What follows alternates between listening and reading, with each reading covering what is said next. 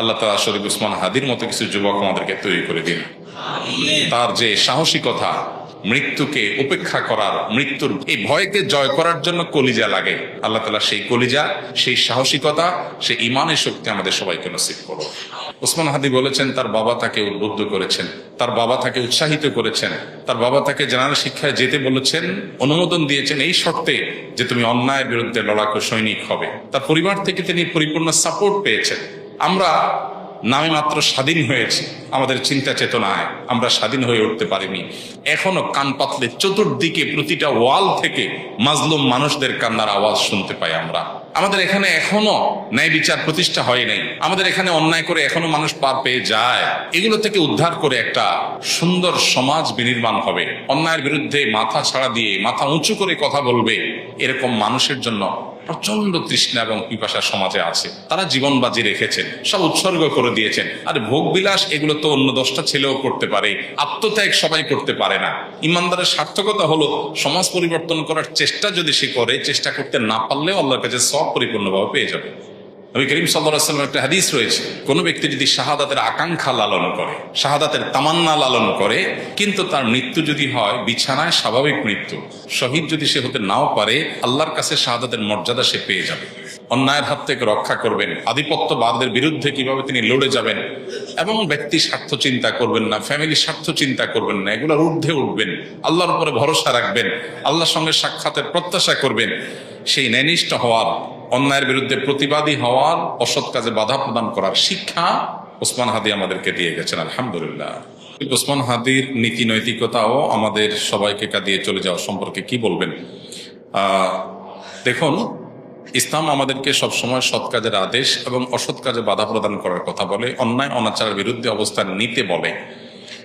ইসলাম আমাদেরকে বলে সবসময় আমরা নিজের ব্যক্তি স্বার্থের ঊর্ধ্বে অন্যের কল্যাণ সাধনে নিজেকে নিয়োজিত করব। ইসলাম আমাদেরকে বলে আল্লাহর রাহে নিজের জীবনকে নজরানা হিসাবে পেশ করার জন্য স্বপ্ন আমরা লালন করব। তো এই বিপ্লবী তরুণ সেই কাজগুলো অত্যন্ত সুন্দরভাবে সুচারুরূপে আঞ্জাম দিয়েছেন। আমরা দোয়া করি আল্লাহ তাআলা তার ভুল ত্রুটি সবকিছুকে ক্ষমা করে মাগফিরাত নসিব করে তাকে শাহাদাতের সর্বোচ্চ মাকাম দান করেন। একজন মুসলিম তরুণের জীবনের সার্থকতা কি, এটা এই তরুণ দারুণভাবে বুঝিয়ে দিয়ে গেছেন। আমাদের তরুণদের বড় অংশ তারা ভোগবাদ, খেলতামাশা, আনন্দ বিনোদন, হেয়ালিপনা এসব কিছুর মধ্যে ডুবে থাকে। পশ্চিমারা আমাদের ধার, আমাদের স্পিড, আমাদের স্পিরিট, আমাদের গতি, আমাদের পাওয়ার, আমাদের ইমানের শক্তি, এগুলো সবগুলোকে তারা ভোঁতা করে দেওয়ার পরিকল্পনা হাতে নিয়েছে।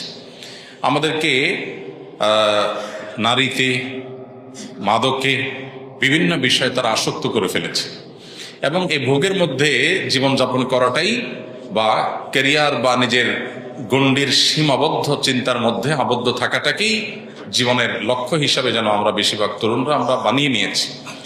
তো এই গণ্ডি ভাঙতে পারা, ভয়কে জয় করতে পারা, মৃত্যুকে ওয়েলকাম করতে পারা, মৃত্যুর জন্য অপেক্ষা করতে পারা, এটা ইমানদারের চরিত্র। ওসমান হাদি তিনি যদি ইমানদার না হতেন, তিনি যদি মাদ্রাসা পড়ুয়া না হতেন, তিনি যদি তার মুসলমান পরিবারের আলেম পরিবারের সন্তান না হতেন, তার ভিতরে যদি দ্বীনি চেতনা না থাকতো, তিনি হয়তো তথাকথিত বিপ্লবী হতে পারতেন, কিন্তু মৃত্যুকে এতটা হাসি মুখে আলিঙ্গন করার এই শিক্ষা কোরআন হাদিস ছাড়ার কোথাও থেকে পাওয়ার কোনো সুযোগ নাই।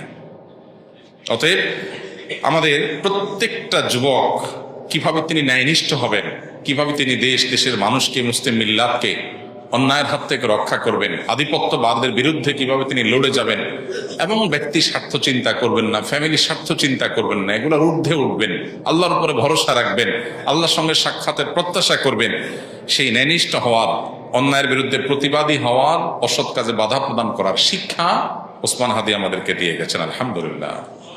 আমরা দোয়া করি আল্লাহ তাআলা তার শিক্ষা আমাদের জীবনে ধারণ করার তৌফিক দান করুন, এবং আমাদের সবাইকে তার যে ভালো গুণগুলো আছে সেগুলো অর্জন করার। তার মতো আরো অনেক তরুণরা আমরা নিকট অতীতে দেখেছি, তারা দারুণভাবে নিজের কাজটা করে যেতে পেরেছেন, আদর্শ স্থাপন করতে পেরেছেন। আমরা তাদের সবার জন্য দোয়া করি, এবং তার শোকসন্ত পরিবারকে আল্লাহ তাআলা সান্ত্বনা নসিব করুন, এবং তার আদর্শ যেন হারিয়ে না যায়। ওসমান হাদিরা যেন যুগ যুগ ধরে এই দেশে, এদেশের মাটিতে বেঁচে থাকে। এদেশের মানুষের বড় বেশি তৃষ্ণা, বড় বেশি পিপাসা, কেউ তাদেরকে উদ্ধারে এগিয়ে আসবে, নেতৃত্ব দিবে, জীবন বাজি রাখবে। অনেক তরুণী তো আমাদের আছে। কজন তরুণ এরকম স্বপ্ন দেখেন, কজন তরুণ এই সীমাবদ্ধ চিন্তার ঊর্ধ্বে উঠেন। ওসমান হাদি বলেছেন তার বাবা তাকে উদ্বুদ্ধ করেছেন, তার বাবা তাকে উৎসাহিত করেছেন, তার বাবা তাকে জেনারেল শিক্ষায় যেতে বলেছেন, অনুমোদন দিয়েছেন এই শর্তে যে তুমি অন্যায়ের বিরুদ্ধে লড়াকু সৈনিক হবে। তার পরিবার থেকে তিনি পরিপূর্ণ সাপোর্ট পেয়েছেন। তো কয়টা পরিবার এরকম আছে, কয়টা মা বাবা এরকম আছে যে বাবা তুমি কেরিয়ার গড়ে অনেক টাকা পয়সা কামাই করবা, অনেক বড় পদ চেয়ারে যাবা, আর আমরা ভোগবাদে ভিতরে থাকবো, আমরা সেগুলো ভোগ করব, ভাবসাব হবে, সামাজিক অবস্থান হবে, এগুলো আমাদের টার্গেট না। আমাদের টার্গেট তুমি মানুষ হও, ইমানদার হও, আল্লাহ ভীরু হও, আল্লাহ ছাড়া কাউকে পরোয়াকারী হয়েও না, সমাজটাকে পরিবর্তনের জন্য চেষ্টাটা করো। ইমানদারের সার্থকতা হলো সমাজ পরিবর্তন করার চেষ্টা যদি সে করে, চেষ্টা করতে না পারলেও আল্লাহর কাছে সব পরিপূর্ণভাবে পেয়ে যাবে। নবী করিম সাল্লাল্লাহু আলাইহি ওয়াসাল্লামের একটা হাদিস রয়েছে, কোনো ব্যক্তি যদি শাহাদাতের আকাঙ্ক্ষা লালন করে, শাহাদাতের তামান্না লালন করে, কিন্তু তার মৃত্যু যদি হয় বিছানায় স্বাভাবিক মৃত্যু, শহীদ যদি সে হতে নাও পারে, আল্লাহর কাছে শাহাদাতের মর্যাদা সে পেয়ে যাবে। অতএব স্বপ্নটা ইমানদারের বড় হতে হবে, চিন্তাটা পরিবর্তিত হতে হবে, চেতনাটা শানিত হতে হবে, পবিত্র হতে হবে, চিন্তাটা উন্নত হতে হবে। নিচু চিন্তা, সীমাবদ্ধ চিন্তা, ভোগবাদের চিন্তা, মৌজমাস্তির চিন্তা, শুধুমাত্র হাসি তামাশার চিন্তা, এটা মুসলমানের চিন্তা হতে পারে না।